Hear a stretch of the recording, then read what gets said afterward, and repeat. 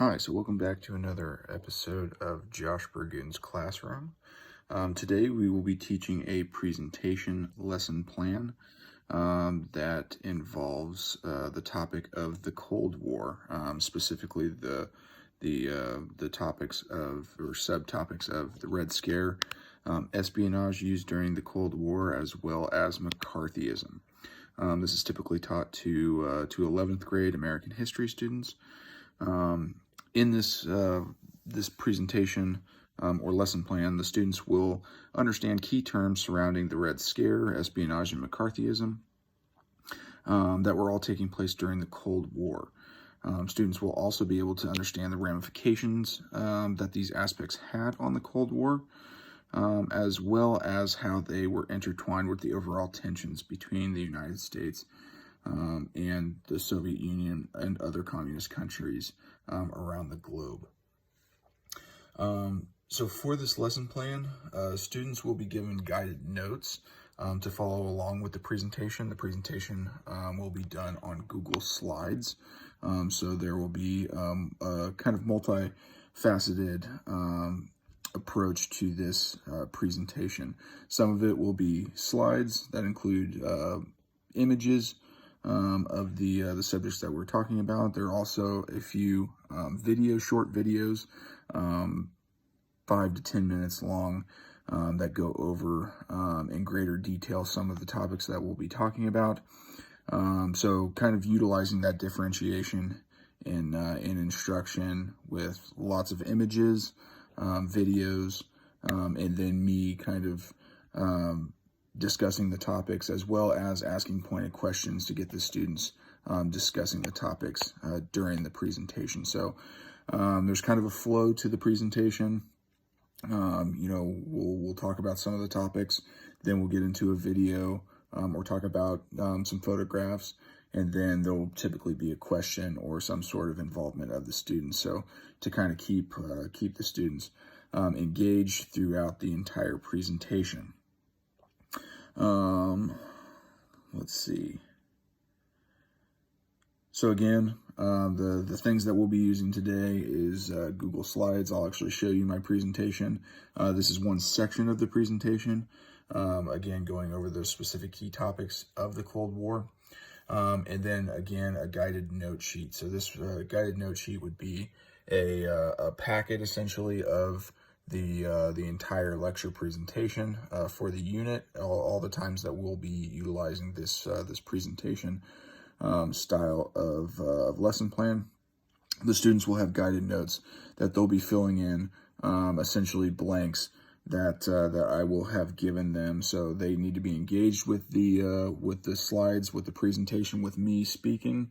But at the same time, they're not going to have to write or take notes themselves.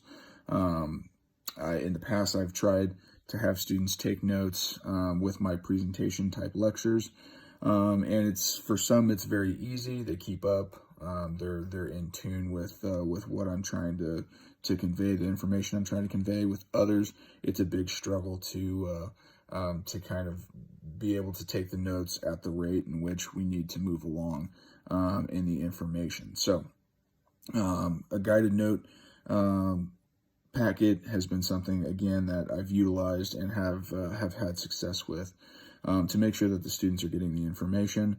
They're organizing the information, but at the same time, they're not having to take down every piece of information that I'm giving them. And they'll have that in their packet for when test time comes around. So that is kind of the assessment for the presentation lecture plan. At the end of every class period after the presentation, they'll turn back in their packets to me. I keep those in my classroom. I'll go, kind of make a quick check to make sure that they've done that, and that's kind of their daily points for taking those notes. And then again, when test time rolls around, I'll give them those packets. That way, that's a good study item for them. I think that's mainly the background. So we'll go ahead and we'll switch into to teacher mode here. And what I'll do is I'll flip the camera around after I lead us into and introduce the presentation lecture. That way you can see my my notes as we move along. So, okay. Good morning, class. How is everybody doing today? Is everybody doing good? Okay, awesome. So, you know that we've been talking about the Cold War over the last several class periods. Today we're going to continue on that path, but I think today's class is really going to be something that you guys really enjoy, really can kind of get into a little bit more than maybe some of the other key aspects we've been talking about. So, from a show of hands, who in here likes a good thriller movie? Okay. Who in here likes a good spy movie? Who likes a James Bond or a Mission Impossible? Awesome.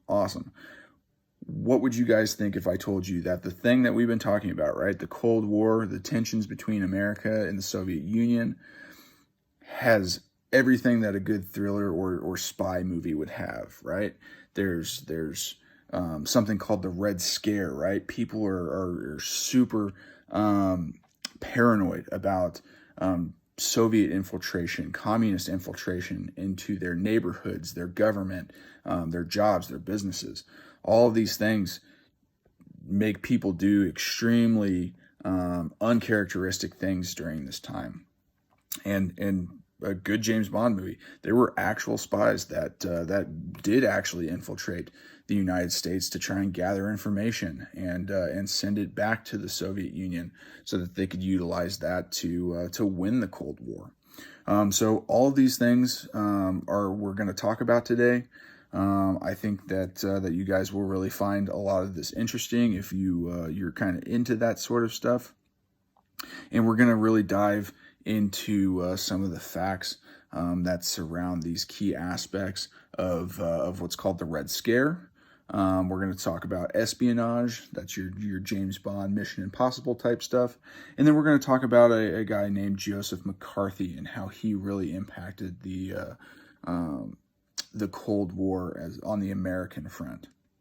Okay, so if there aren't any questions at this point, we're going to jump right into the lecture. If you'd please get out your guided lecture note packets. Again, we need to make sure that we're keeping up with the slides. You need to make sure that all the blanks are filled in. Again, there will be a few short videos that we'll watch during this lecture. So you'll need to make sure that you're paying attention because there are questions on your guided notes packet about those videos. Okay, so you need to make sure that you're paying attention. We're only going to watch them once. If for whatever reason you need me to come back, you'll have to find me outside of class to be able to go back over those videos. But hopefully, if you stay in tune with them and you're able to keep up and make sure that you're paying attention, it should be fairly easy for you to get the answers to those questions that you need.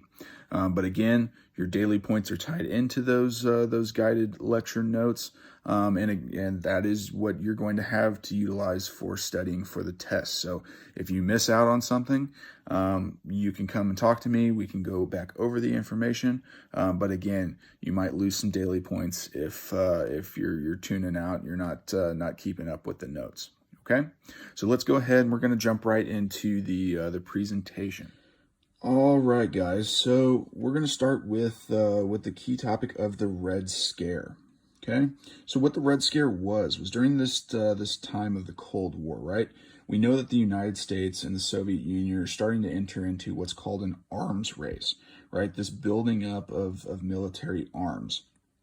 Okay, and that's a very scary thing, right? If we know that the United States has utilized a nuclear weapon, they did so in World War II. We've already discussed that last chapter. But now the Soviets are starting to create and develop their own nuclear weapons. So both of these world superpowers are now have nuclear power, and that's a very scary thing, right? The more bullets in the gun, so to speak, that you have at this point in time was seen as more power. Okay, but why this was scary, again, because people didn't know what was going on in the United States. They didn't know if the Soviets were planning on using a nuclear weapon. They've seen the destruction that one could cause, but it was just kind of an uncertain time. At the same time, right, there's this topic of communism and the spread of communism in the world, and so many people became paranoid that that the Soviets were trying to infiltrate or somehow trying to interject communism into the American society, either through the government or through regular civilians, right, and regular neighborhood communities. So many people became super paranoid that communism was somehow going to take over the United States, and this kind of paranoia or fear was known as the Red Scare. Okay, so this is this photo here. This is actually a poster that was taken from this time, right? So we see the red menace is real. That's referring to communism, and the idea that everyone should be a watchdog for this infiltration of communism. It says at the bottom, right? Report all suspected communist activity.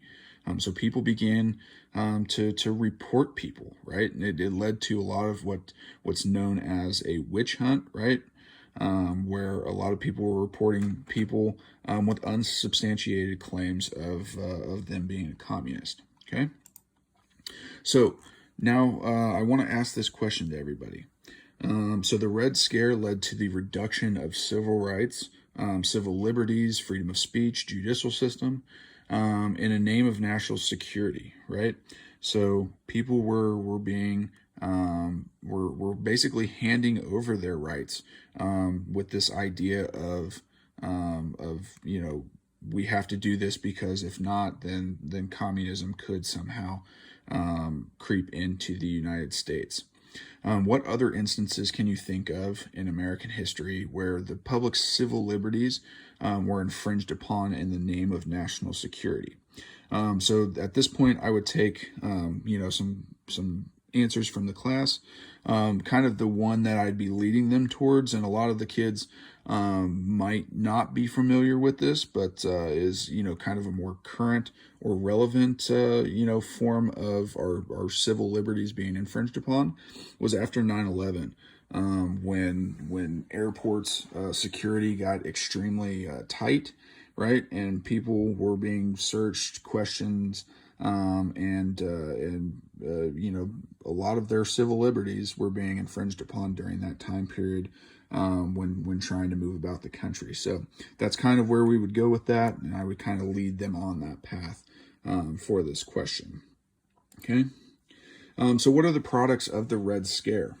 One of the biggest products was the House of Un-American Activities Committee, or what we'll call from now on HUAC, right? So remember, House of Un-American Activities Committee is HUAC, okay? It was established in 1938, right, towards the end of the World War II, and it was designed to investigate potential Nazis, potential communists, and subversive activities plotted by these groups. Okay, but they really became kind of at the forefront of American politics, American culture during the time of the Red Scare, but also the Cold War. And in 1947, one of the kind of the more famous HUAC investigations dealt with actually Hollywood writers and movie producers that were all seen as left-wing politically. And so this picture here, you might be looking at it. These gentlemen here are all writers, producers, directors, people that are involved heavily in Hollywood, but are also left-wing politically leaning. And they would become known as the Hollywood 10, because all of these gentlemen would be accused of being communist, right, or some sort of tie to communism, and they refused to participate in an investigation of that communism. They believed they stated their innocence, that they weren't involved in any communist activities, but they also refused to allow their rights to be infringed upon.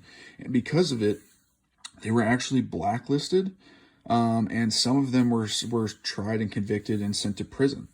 So there were some extreme ramifications for these gentlemen during this time period.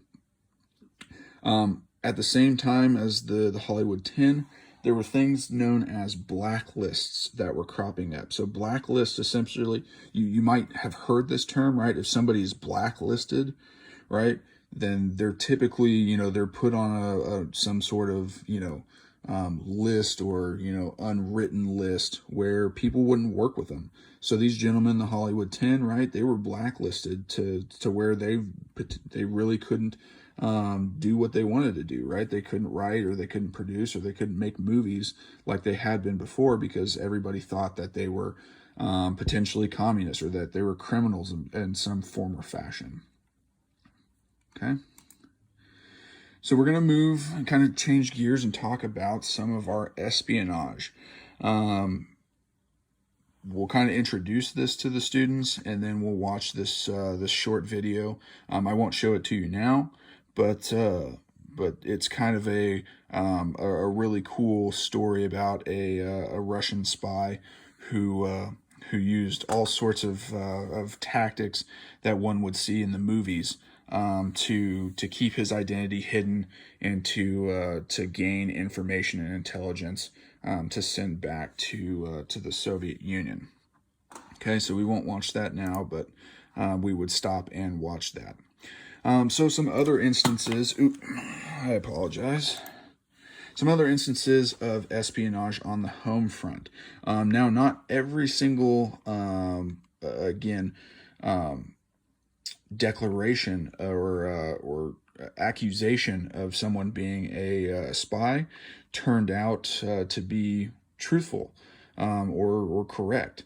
One such instance was Alger Hiss, right? He was a young kind of up and comer in the government, and he was accused by someone that eventually would be known to be a communist espionage agent named Whittaker Chambers. But he was accused of being a communist by somebody who was actually a communist, right? So this espionage agent, Whittaker Chambers, accused him of being a communist, and essentially he was tried and convicted of being a communist, even though there was really no evidence or proof of him actually being a communist. Excuse me. Probably one of the most famous instances of espionage or spies during the Cold War was the Rosenbergs. Okay, the Rosenbergs, Julius and Ethel Rosenberg, were accused of passing along United States atomic research to the Soviet Union, a huge deal at this time, right? Again, we talked about we talked about the arms race. We talked about the nuclear power and how both countries were really trying to bolster their ability to kind of have that military power. So them passing that information along to the Soviet Union was, it's a huge issue, and we're going to talk about what ended up happening. So they were accused of passing along that, again, kind of being spies for the Soviet Unions. They pled not guilty. The trial really gripped the nation. Everybody all across the United States was tuning in to see what was going on with this Rosenberg trial. And it was very polarizing. Many people thought that they were innocent. Many people thought that they were guilty. So there was a lot of people on both sides of the fence who were involved or really watching this case. They were found guilty, and this was all based on the testimony of a confessed spy. So somebody who confessed to being a Soviet spy, which is, you could say is fairly loose, right? Who knows if this guy was telling the truth, was lying? And a lot of people, felt that way even after they were tried and convicted. Both were found guilty and actually sentenced to death. The death sentence and their execution was again extremely polarizing. Many thought that it was too severe. Many thought that that potentially, they could have given us more information if the United States would not have given them the death penalty. They claim their innocence the entire time. So never at one point did they admit to being spies. So again, even after the conclusion of the trial, many people thought, didn't really know what to think, right? They didn't know if they were truly spies, if they, were innocent, and the United States government, had gotten it wrong. But it wasn't until 1990 that new evidence in the case actually surfaced to indeed prove that that the Rosenbergs had played a role in espionage and the passing of that information to the Soviet Union. So even though it was kind of a there was an issue of whether or not it was actually true back in 1950. New information in the new era had proved that that they were in fact guilty of what they were charged with. So now we're going to change gears again. We're going to talk about McCarthyism and who Senator Joseph McCarthy was. So again, we're going to be watching a short video. Just a reminder, there are questions on your guided notes that you will need to answer or things that you need to fill out during this video. So please make sure that that you are paying attention during this video. Again, I won't play this for you now. It's another short, 5 to 10 minute video that kind of introduces Joseph McCarthy to the students, as well as the idea of McCarthyism. So to kind of recap what the video told us, right? Joseph McCarthy was a senator from Wisconsin, and in the early or 1950, right? McCarthy gives this speech, and this is kind of one of the momentous moment, or it's the moment where Senator Joseph McCarthy really kind of is thrust into the forefront of American culture, right? So he gives a speech in Wheeling, Wisconsin, where he claims that he has a list of names of people in a government agency, the State Department, that were actually communist agents, right? Communist spies. This was a huge deal, right? Because again, everyone is super paranoid. They don't know, if communism or if the Soviet Union has infiltrated society or the government. And the fact that a senator is coming out publicly stating that he has a list of names that of people who he is saying are in fact communist agents was a big deal. It really gripped the nation, right? The issue that was going on with this list, right, is that the number of people who were on the list changed multiple times throughout McCarthy's, kind of talking about this list, right? He's being interviewed all the time now. He's kind of in the spotlight because he said something super kind of polarizing and shocking, and but he's kind of changing his story a number of times. The people who were on the list changed a number of times, and that kind of becomes an issue or becomes a theme with McCarthyism, right? So people also kind of started to fear Joseph McCarthy, even though really none of his claims at this point in time had been substantiated. Just to be accused by McCarthy or to potentially end up on this list put a lot of people in fear. And so he actually was reelected fairly quickly, right? People wanted him, didn't want to really cross him or run against him. And even though this list that kind of made Joseph McCarthy an overnight sensation, or a celebrity, he never actually produces it. Right, we never actually get to see it, but the damage really had been done. Right, he had kind of stirred up this kind of sensationalism surrounding him, and he would really feed into this over the coming years, right? Where he would pile baseless accusations of people potentially being communists or spies, and it really gained him a lot of political power. And this thing that he'd kind of drummed up around himself would become known as McCarthyism, right? Named after himself. Okay, so again, the ramifications of being just accused by McCarthy, right, with no evidence brought against you, no trials, just to have him say your name in ties with communism, caused people to lose their jobs, crush their reputations, really ruined a lot of lives. And when people started to push back against McCarthy, he would just kind of turn around and spin some other kind of web of lies or accusations to try and cover himself, even if information was produced or evidence was produced to clear somebody's name or somebody that he had accused. And he started to kind of lead this communist lynch mob, or this witch hunt, if you will. And people were backing him. They were believing what he was saying, even though there really wasn't a whole lot of evidence to substantiate his claims. Where he kind of went wrong, or where McCarthyism started to die out, was he started to kind of target people higher up in the government. One such person was George Marshall, right? We know him from the creator of the Marshall Plan during World War II.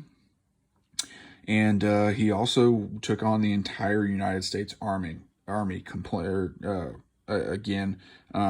them of having communist ties or infiltrations. So both of these, George Marshall, as well as the United States Army, pushed back and decided that they were going to take McCarthy to court, right, over this. They were going to have a trial, and they wanted the trial to be extremely public, okay, because they knew they were in the right. That they didn't have any communist ties, or they weren't communist agents, and so they wanted to make this very public. And this is kind of where the people that maybe were supporting McCarthy prior to this, maybe because they were reading about it in the newspapers, or they were reading about it, right? He wasn't really out in the front having to defend these actions on a day-to-day basis or in person. Because these hearings or these trials were held on TV or were televised, people actually got to be able to see McCarthy and kind of how he spun his web of lies and twist the truth, and just overall try to bully people into to believing him.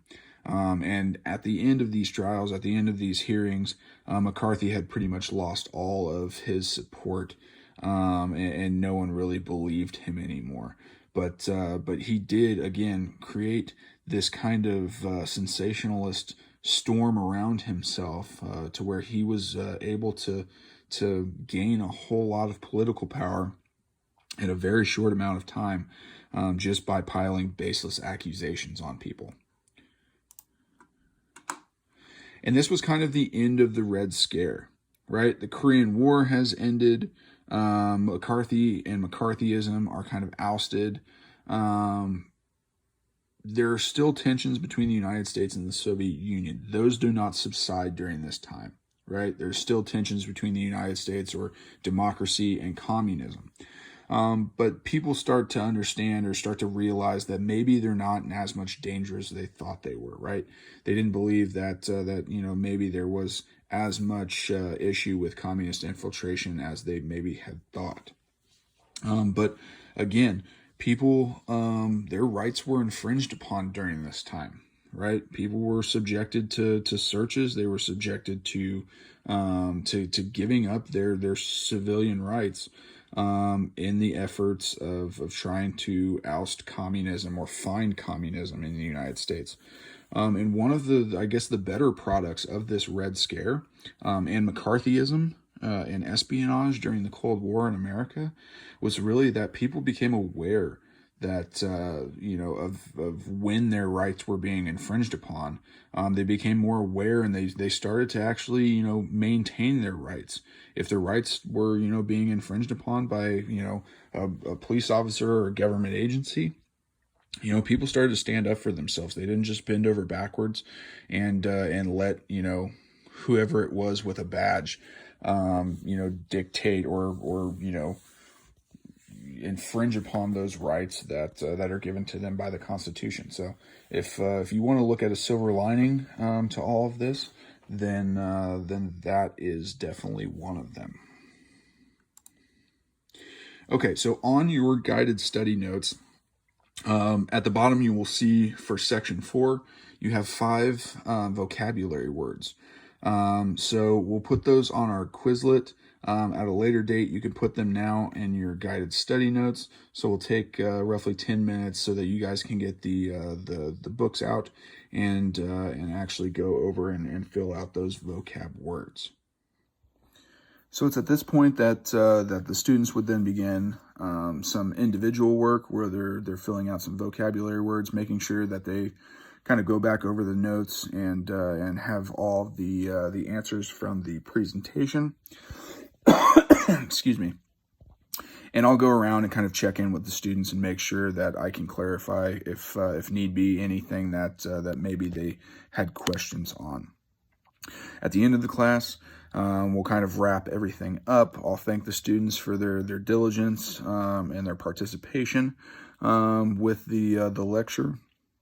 And then I'll collect all of their packets. I like to keep those in class. That way the students can't lose them, which is kind of an issue. But I keep those in class, so I'll collect those, and then I tally them or kind of look over them to make sure that they've done the necessary work to gain their daily points. And then we wrap the class up. So that is my presentation lesson plan. Thank you.